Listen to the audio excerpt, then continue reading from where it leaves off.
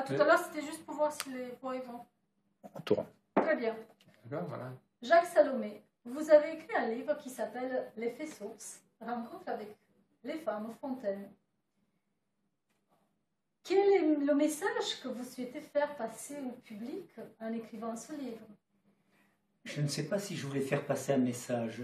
Ce que je voulais, c'était sortir de non-dit. Au fond, il y a dans l'intimité sexuelle des femmes, il y a un non-dit qui traîne depuis le début de l'humanité. Et je voulais peut-être le mettre à jour, permettre peut-être à plus de femmes et d'hommes surtout de découvrir cela. Et ceci, au fond, avec une finalité que je vais dire de façon simple, permettre à chacun, à ceux qui s'engagent dans la rencontre sexuelle, de passer de la communication sexuelle à la communion sexuelle.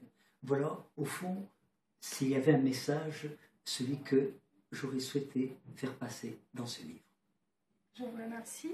Et vous, Rufus, vous avez pris à cœur ce livre. Oui. Vous l'avez mis en scène sur le titre Les Jouissantes, donc c'est un spectacle. Les jaillissantes. Les Jaillissantes. C'est bien. Parce que moi, j'aime bien les défis. Un défi, c'est faire les choses impossibles. Et franchement, faire ça, ce que Jacques dit, c'est impossible. D'abord, personne ne veut vous croire. D'abord, on n'a pas le droit d'en parler. D'abord, les gens qui en parlent ne veulent pas qu'on dise leur nom. Et alors, le pire de tout, c'est qu'on n'a pas de mots pour le dire. En France, il n'y a aucun mot dans le vocabulaire. Et moi, j'ai trouvé ça assez intéressant parce que j'aime bien, par exemple, faire de l'escalade, monter des trucs impossibles. La face nord d'une montagne, elle m'intéresse spécialement, vous voyez. Et à partir du moment où j'ai compris ça, bah, je me suis lancé là-dedans. Ça n'a pas été immédiat, je n'ai pas trouvé tout de suite la solution. Un jour, ayant travaillé 2-3 mois là-dessus, je me suis découragé. Je me suis dit non, on n'y arrivera pas. Parce qu'il y a un truc qui me gênait beaucoup. On ne peut pas avoir d'humour à ce sujet. Alors, on ne peut pas. Bon, on peut. Voilà. Donc moi, je me suis arrangé pour qu'on rigole quand même pas mal.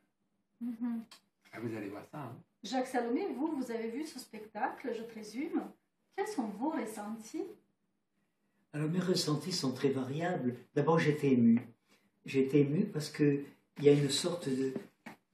sous une forme extrêmement simple, comme c'est le faire justement, le faire passer Rufus, il y a une émotion, une sorte de vérité qui apparaît dans le vécu de l'intimité des femmes et aussi dans la réaction positive, émerveillée parfois de certains hommes ou complètement étonnés, abasourdis de certains autres dans ce phénomène sur les femmes fontaines.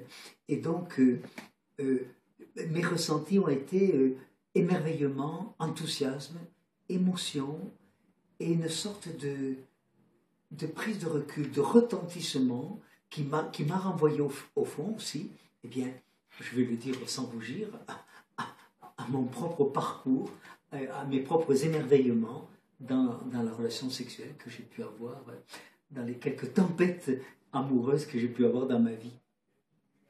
Rufus, ouais. Et vous, en jouant ce spectacle, quelles sont les découvertes que vous avez envie de partager avec le public, que vous-même, vous avez découvert? Donc, quand j'ai joué le spectacle, les gens ne voulaient pas partir de la salle, ils voulaient rester. Bon, alors je restais aussi. C'est fini, ça va. Achetez le bouquin maintenant si vous voulez, parce que je lis pas tout le bouquin. Hein. Je lis disons 40 minutes. Et les gens voulaient des informations supplémentaires. Non seulement ça, mais les gens disaient, oui, mais je voudrais ajouter une chose. Vous avez dit que, et est-ce que vous savez, et les gens apportaient des informations. C'est-à-dire que ça délie les langues. Et ça, c'est incroyable. C'est-à-dire qu'on croyait que personne ne savait rien, et on s'aperçoit qu'il y a beaucoup de gens qui savent. Et l'occasion leur est donnée de le partager avec les gens qui étaient là.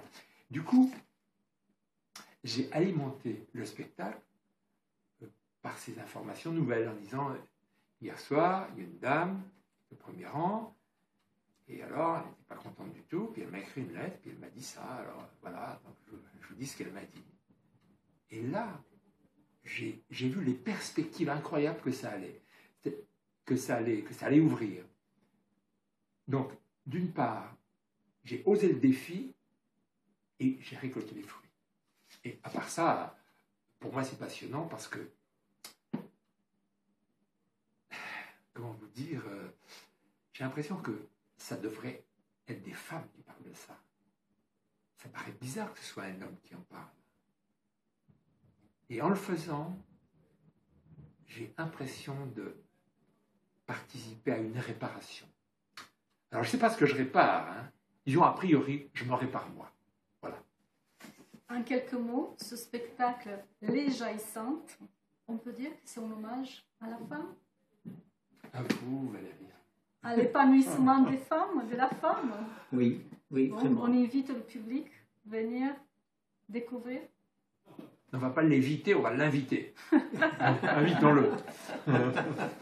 Et j'ai vu que mais Jacques vous porte sur votre cœur, il porte une partie de votre manteau sur sa boutonnière. Non, c'est bien ça? Et oui, moi je vais décorer, mais pas pour ce livre. Merci Valérie. Moi aussi, je voudrais une décoration. Je voudrais vous porter sur mon cœur. Merci pour le petit bouquet des printemps. Non mais c'est beau. Ça fait